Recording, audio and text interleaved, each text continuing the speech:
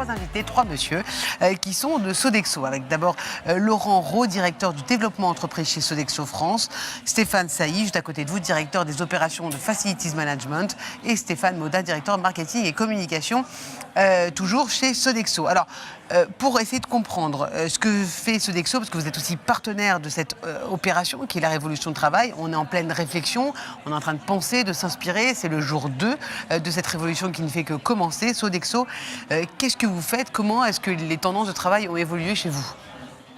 Alors, ce qu'il faut d'abord préciser, c'est que Sodexo a comme ADN principal le fait de servir des utilisateurs, et la notion de service est très importante pour ce sujet-là. Sodexo est présent dans plus de 80 pays dans le monde et dessert 7,5 millions de consommateurs tous les jours. Et ça a d'autant plus d'importance que ces consommateurs sont des consommateurs comme nous le savons déjà, et ça nous donne beaucoup d'informations sur ce qu'ils attendent et sur la manière avec laquelle nous devons délivrer ces services futurs que nous allons délivrer. Donc quelques chiffres que nous avons collectés qui nous semblent fondamentaux dans cette révolution qui est en train d'arriver. On a appris, et nos statistiques nous disent que 68% des jeunes vont quitter leur CDI au bout de 2 ans. Que 50% des jeunes actuellement vont travailler en dehors de leur bureau.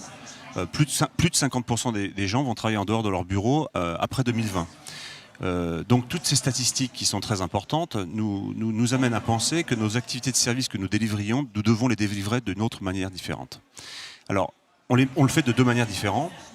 On travaille beaucoup à l'aménagement des espaces et des services qui sont tout nouveaux, hein, nos clients sont en pleine révolution, et donc nous travaillons avec eux pour essayer d'imaginer de nouveaux espaces, hein, de lieux de vie différents. Et la deuxième chose, qui est plus stratégique pour eux, c'est que l'entreprise se transforme à leur côté, et du coup leur emprise immobilière est différente, et donc on réfléchit aussi avec eux à la manière avec laquelle on peut délivrer ce type de services et des réflexions immobilières. Alors, fort de ce constat, on peut bien comprendre que toute solution doit être sur mesure.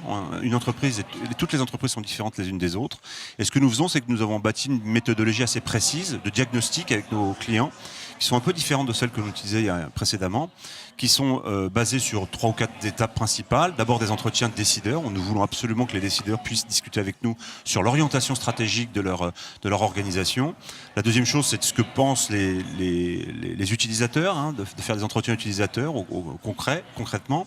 Et puis, troisième chose, on a une analyse un outil qu'on utilise maintenant depuis plusieurs années chez Sodexo, qui est une analyse des sociostyles, du comportement de consommation des individus en fonction de leur typologie sociologique.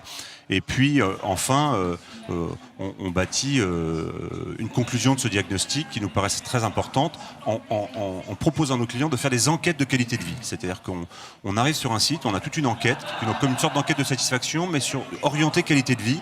Et ça nous permet, à partir de tout ce faisceau d'informations, de proposer un diagnostic au client et de savoir s'il veut s'engager avec nous dans la poursuite d'une analyse plus approfondie, de solutions de services vraiment très particulières. Donc on est passé d'une phase Sodexo, il y a 15 ans, 15-20 ans, on n'était encore que restaurateur. On fait beaucoup d'activités de service autour du bâtiment déjà. Et là, vraiment, on rentre dans un phénomène de sur-mesure, j'accompagne stratégiquement mon client qui a des problématiques de mobilité, d'attractivité RH, de stratégie et d'efficacité. Et du coup, on est obligé de rentrer dans une logique de sur-mesure. Voilà. Alors, vous avez toutes ces enquêtes que vous faites régulièrement pour évoluer. Et quelles réponses vous pouvez leur apporter à ces enquêtes, Stéphane? Comme Laurent l'a dit, effectivement, les enjeux vraiment de nos clients, c'est autour de l'attractivité de l'environnement de travail. Puisqu'effectivement, l'environnement de travail devient à la fois un levier important d'attractivité des nouveaux talents. C'est faire venir le salarié et qu'il se plaise dans son environnement. Voilà, absolument, les nouveaux talents, mais aussi effectivement être plus productif, plus innovant. Voilà, parce qu'on considère qu'un salarié heureux, évidemment, est plus productif et plus efficace, et du coup un impact immédiat sur l'efficacité des organisations des entreprises. Et pour ça, effectivement, pour autant, nos clients en attendent aussi une optimisation un peu de leur mètre carré. Et nous, notre réponse, effectivement, et on est convaincu que l'environnement de travail ne doit plus être pensé organisation et organigramme, mais plutôt usage. Et de définir effectivement plutôt un salarié qui consomme des environnements de travail en fonction de l'usage qu'elle a à y faire. J'ai besoin de trouver un environnement de travail, un espace silencieux parce que j'ai besoin de me concentrer. J'ai besoin de trouver un espace conférence téléphonique. J'ai besoin de me détendre et d'aller dans un espace plus de détente et de ressources. J'ai besoin aussi d'être en collaboratif. Et le collaboratif, c'est pas que la salle de réunion. J'ai besoin aussi d'avoir des espaces de collaboratif plus informels. Et pour nous, c'est un vrai, au-delà du design des espaces, c'est un vrai enjeu de transformation. Et c'est là où, effectivement, chez Sodexo, nous, notre réponse, c'est à la fois de retravailler sur le design des espaces, mais en même temps de retravailler sur le design des services. Donc, sur le design des espaces, un bon exemple, on opère chez un de nos clients prestigieux qui est Airbus, sur un peu plus d'1,6 million de mètres carrés. Il bouge 15 000 personnes par an au travers de 500 projets. Oui, parce que c'est comme un aéroport, leur Absolument, bureau, ils travaillent beaucoup en mode projet. Et en fait, l'enjeu, au travers de la méthodologie que Laurent a décrite, qui est de prendre beaucoup plus en considération les enjeux des dirigeants, mais aussi les attentes des collaborateurs, en travaillant sur cet aspect de méthodologie, de design, de co-design avec eux. Les derniers projets qu'on a opérés avec eux ont permis d'une manière significative de rechallenger le besoin initial qui est en termes de surface et finalement de diminuer les surfaces mais d'augmenter la satisfaction des occupants, notamment l'appropriation de ces nouveaux espaces, puisque la plupart des projets qui n'intégraient pas le co-design avec les occupants donnent une nécessaire obligation de revoir et de redesigner après coup. Et là, les projets sur lesquels on a pu utiliser cette méthodologie ont coûté moins cher et ont vraiment amélioré la satisfaction des occupants. Sébastien, changer les espaces, c'est aussi changer les mentalités, c'est ça, l'ouverture à la technologie et à l'innovation aujourd'hui? C'est ça la révolution? Oui, c'est ça. C'est une des révolutions. Mais effectivement, l'irruption des technologies, la digitalisation des espaces, des services. Je crois que ça fait 2 jours effectivement qu'on l'évoque et c'est devenu incontournable. Mais vous avez trouvé une méthode pour y répondre, apparemment.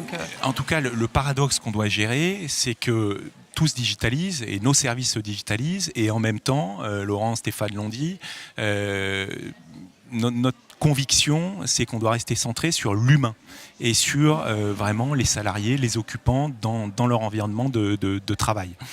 On parle souvent de smart building. Nous, l'enjeu, c'est plutôt smart humans dans les buildings. Et faire en sorte que l'expérience des salariés soit renforcée et qu'on apporte un peu de qualité de vie dans leur quotidien. On est persuadé qu'un peu plus de qualité de vie, c'est plus d'engagement, plus de motivation pour les gens. Donc comment on gère ça? C'est en se disant qu'évidemment, on va utiliser les technos, évidemment, on va utiliser le digital, l'innovation, mais au service d'une belle expérience consommateur. Donc je vous prends quelques exemples. En restauration, qui est notre métier historique, on a annoncé là récemment un partenariat avec une start-up qui s'appelle Wind, qui est spécialisée dans la digitalisation des parcours de commandes, de retrait dans les restaurants. On met en place cette solution, ça s'appelle le click and collect. Donc vous pouvez, comme dans les restaurants commerciaux, en entreprise, commander, choisir votre heure de retrait, choisir ce que vous allez manger. Ça peut être le midi, ça peut être tout au long de la journée. Mais c'est vraiment mettre la techno au service des besoins des collaborateurs. Donc vous aussi, vous avez besoin d'innover pour vous adapter à ces besoins qui évoluent. Ça fait longtemps, tous les trois, que vous travaillez chez Sodexo. Donc vous avez vu ces évolutions, mais je suppose que ça part un peu dans tous les sens, non? Où les besoins sont un peu les mêmes chez les patrons, il y a une même rhétorique d'évoluer, ou vraiment c'est spécifique et c'est différent et chacun a sa méthode? Il y a un mouvement de fond qui s'opère quelles que soient les typologies d'entreprise et les lieux. On pourrait penser que ces réflexions sont essentiellement urbaines, tertiaires, etc. Non. Pas du tout. Non, en entreprise, en industrie, dans les centres de recherche R&D, il y a ces réflexions qui sont bien sûr traitées différemment selon qu'on est dans un immeuble qui est longitudinal plutôt que vertical. Mais cette problématique est la même. En revanche, comme je le précisais, tout doit être fait en sur-mesure. C'est ce qu'on dit quand on fait une opération de design. Une entreprise n'a pas exactement les mêmes besoins par rapport à une autre entreprise. Et même dans un même secteur d'activité, on pourrait penser que la pharma, ils ont à peu près les mêmes besoins, que l'agroalimentaire a les mêmes besoins. Non, ils ont une base de besoins effectivement relativement identiques, parce que ce sont des groupes qui ont les mêmes problématiques business, mais d'attractivité RH ou de business pur, mais il y a toujours une spécificité d'entreprise qui mélange la culture de l'entreprise, l'âme de l'entreprise et les orientations stratégiques du nouveau patron, et qui fait qu'on est obligé de designer sur mesure les espaces, mais aussi les services que nous rendons. Justement, pour faire ça, quand vos clients vous posent la question, est-ce qu'ils vous posent la question à vous en disant « Et vous, est-ce que vous l'avez fait ?» Donc vous, apparemment, vous l'avez fait. Dans vos locaux, ça évolue. Vous innovez aussi. Comment vous faites? Comme le précisait Philippe Bonnet, notre directeur général, qui est intervenu hier en plénière, en plénière, on a pu le voir en streaming. Il a à la fois la préoccupation de faire adapter ses services pour des problématiques business, de croissance de notre entreprise, mais aussi une problématique de patron. C'est-à-dire que nous sommes, nous, mobiles aussi. Ben oui. On a tous nos sites, on a des milliers de sites en France, et il a une problématique d'âme d'entreprise. Si les gens ne sont plus présents à son bureau, comment, lui, rend-il attractif son siège social pour que les salariés puissent revenir, discuter entre eux, être collaboratifs? Donc on vit cette révolution aussi, et on trouve aussi, on est bien outillé pour pouvoir travailler concrètement des solutions, puisque c'est notre métier, une partie de notre métier, mais on est en pleine révolution nous aussi. D'accord. Et moi, je compléterai les propos de Laurent. Vous évoluez avec vos clients, c'est intéressant. On évolue avec les clients, mais ce qu'on constate d'ailleurs dans les travaux qu'on mène chez nous, c'est que, alors il y a des batteries d'outils, d'entretien, d'interviews, mais le simple fait de solliciter les collaborateurs, de les engager dans la démarche, de les faire participer à des ateliers où ils vont faire part de leurs attentes en termes de services, ils vont travailler sur l'aménagement des bureaux, comment ils imaginent l'évolution des bureaux, et ben, c'est déjà un levier pour les engager ou les réengager, pour les faire partager. Ça les responsabilise. Ça les responsabilise. Donc c'est ça ce que vous dites, il faut remettre l'humain, c'est plutôt faire éviter C'est à la fois aussi de se dire qu'on a cette conviction, effectivement, que redesigner simplement les espaces sans repenser les services en même temps, effectivement, c'est voué à l'échec. Chaque collaborateur est prêt à partager son environnement de travail. Pour autant, il en attend à chaque fois qu'il va changer de poste de travail, de trouver un poste de travail fonctionnel, propre, accueillant, je dirais presque en 2 mots, comme s'il était le premier à l'utiliser dans la journée. Ouais. Et du coup, tous les services tels qu'ils étaient délivrés auparavant dans les activités de Facility Management doivent complètement être repensés. On doit avoir des équipes de propreté qui en permanence vont réaménager, renettoyer le poste de travail. Et toute la technologie, effectivement, nous permet de plus en plus d'avoir aussi le service ultra connecté, digitalisé, qui répond aussi à ces enjeux finalement de nomadisme interne au travers de l'environnement de travail. Et c'est là où, à nouveau, pour nous, innovation, mais sans y remettre l'humain au cœur de la relation en fait, au travail avec les collaborateurs, ça ne fonctionne pas. On peut avoir des très beaux locaux. Donc la révolution pour vous, c'est certes le numérique, mais c'est aussi et surtout l'humain, c'est ça? Absolument. Et c'est intéressant parce que ça prend le contre-pied de tout ce qu'on a pu entendre. Dont beaucoup disaient que la technologie, le numérique, c'était ça la révolution quelque part. Donc vous dites non, pas du tout. Il ne faut pas oublier les bases. C'est un moyen. Enfin, je ne pense pas que ça prenne le contre-pied. Moi, hier, j'ai beaucoup entendu parler de recréer du lien. Pourquoi les gens vont continuer à revenir au bureau pour recréer du lien, pour la rencontre.